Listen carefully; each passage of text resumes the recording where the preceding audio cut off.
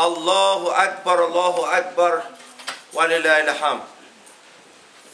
They can come and fill in the gaps there, some space there. Brothers are here, sisters can come up there. Instead of being crowded on each other, you can come, loosen up. Just loosen up, relax. Tighten your seatbelts.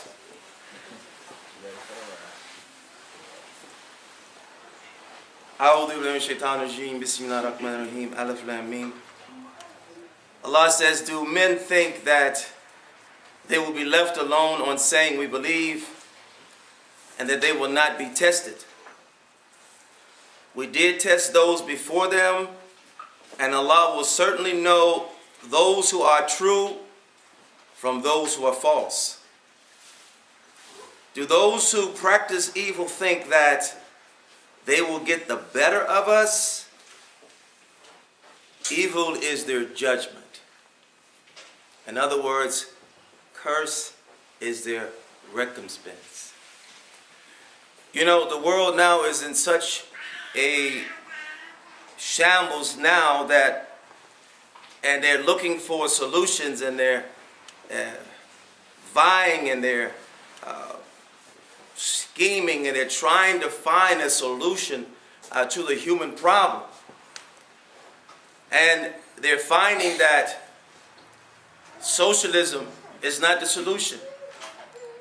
Capitalism is not the solution.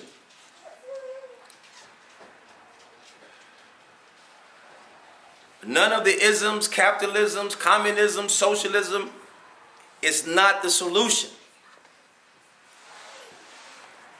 And Allah Almighty is saying that Islam is the solution for humanity. It has always been the solution for humanity. But humanity does not understand Islam. There was a time when we did not have the diseases and the behavior problems that we have now. And Islam, the nature of Islam is that it is in accordance with the Creator's will, and that the interest of every human being, and every human being is happy. They are paradise people, and so Islam is paradise on earth to continue living as paradise people. But we have to understand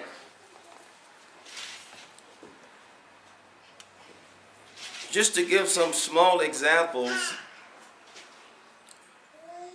Once that baby comes out of the womb of the mother, or even when the baby is in the womb of the mother, based on the care of that child, while that child is in the womb, and also when that child comes out of the womb, will determine the health of that child. Whether that child will have lupus, or diabetes, or cancer, or high blood pressure, or kidney failure, or whatever. Based on the diet that is given to that child, and maybe that child, if that child lives, is going to be an unhealthy child. And so the expiration date, that child, the expiration date will be pushed up sooner than ordinarily if that child was a healthy child. When Allah Almighty created the heavens and the earth,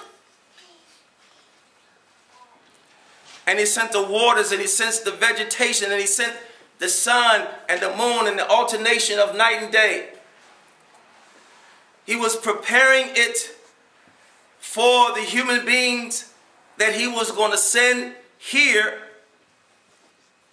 to live on this plane, to continue the life of paradise in this life. when you start seeing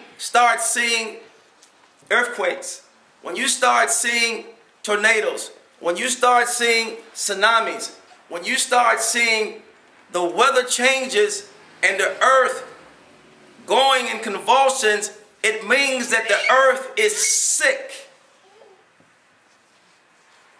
The earth is sick. And if anything is sick, it does not have the same life expectancy as something healthy. A healthy person and an unhealthy person, there's no comparison. If you apply for a job and you're sick, people won't hire you. If you're sick, you can't even get life insurance if you are sick. So people look at sickness as something that there is no future in that sickness. Because eventually that sickness will cause that body to die at an earlier age than what it had been intended to live. The earth now is sick. And the signs of its sickness is that we're having weather problems that we've never ever had before. We're having these killer tornadoes. This is like, I'm sick. If they're throwing up, it's like I'm disgusted. I have a high fever. I'm in pain. The earth is in pain. Why?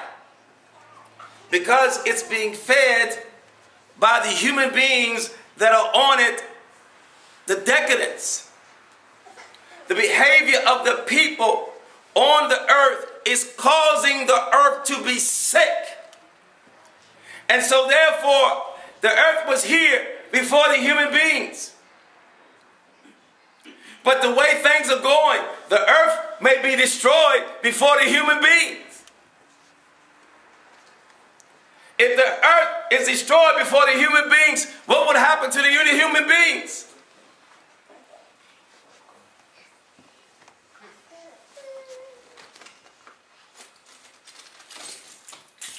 Don't you know that this earth that we're on, you drove here from where you are. Don't you know that this earth is suspended in space like these keys? And it's moving so fast that all the oceans and all the lakes and all the rivers are not spilling over because it's moving so fast. So if the earth is destroyed and we're still on the earth, what happens? It is float out into space.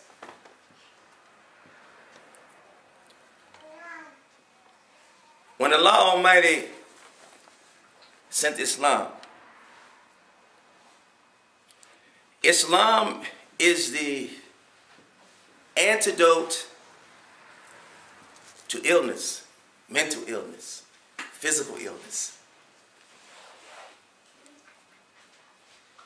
We have our prisons and we have hospitals of people that are lost their minds. Psychiatrists and psychologists are giving them medication for their mentality. When it's not their mentality that's sick. Their souls are sick. Their souls are sick. Because when the Prophet Muhammad ﷺ came, people were burning their daughters alive. The tribes were against each other, eating each other.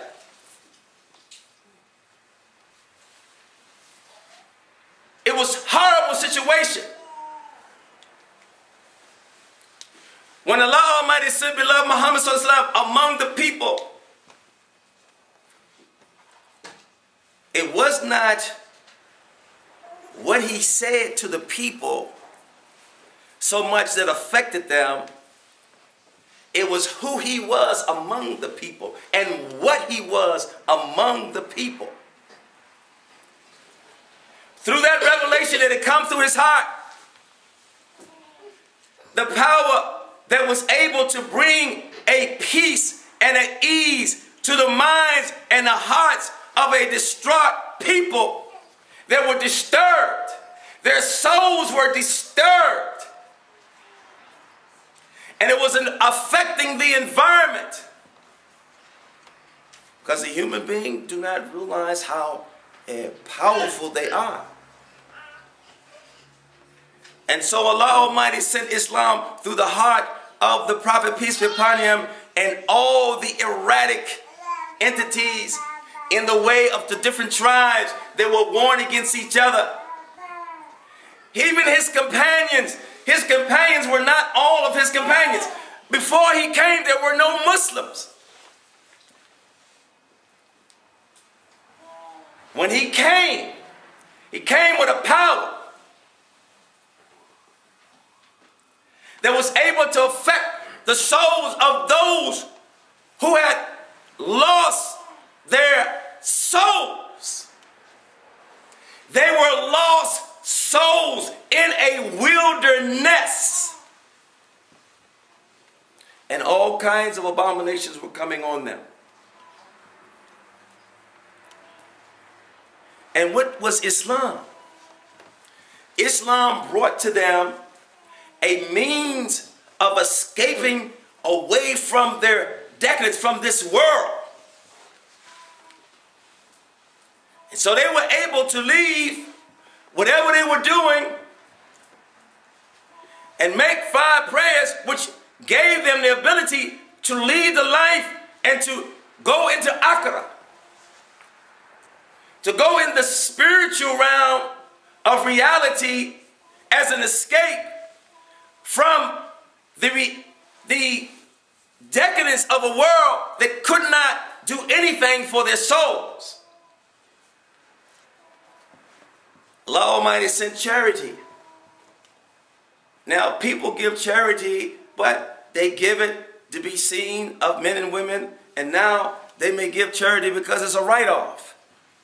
But those who give it from their hearts, it gives them a good feeling. They have left the desires of their self, and they have escaped to their spiritual being. The escape that we're using, other than Islam, we are escaping to decadence. We have more drug abusers. We have more decadent. We have more killings and more lying and cheaters than has ever been on the planet. People get stressed out, they run to their drugs. People get stressed out, they do some deviant behavior. It's like somebody being in prison. And they're in that prison, and you got 3 or 4 people in that prison, and you have one doggone toilet. They have no privacy. And yet they're in such a situation. How in the world can they be rehabilitated? It's never going to happen. They're going to fight each other like, that's why you have more killings in the prison. They don't even record them all. They don't even tell you all. They don't have the news. Well, so-and-so, so many killings happen today. That's not newsworthy. Because that's supposed to be the means of, to rehabilitate you. So if people knew that it only makes you that much of a beast and an animal to be locked up in a cage with no freedom and no ability to escape, what do? They let them out in the yard just to get off a little steam, maybe lift some weights or do some recreational activity. But they're so bottled up. When they come out, they look to kill. I got to kill. I'm mad. I got to kill somebody. See, I'm shaking each other. They're not escaping to reality. They're escaping to decadence. Because Islam is not in their lives. Islam is not dominating. Our leaders are pushing us into capitalism and socialism and communism. They're pushing us from the world to the world. There's no escape. It's like never having the freedom to have any kind of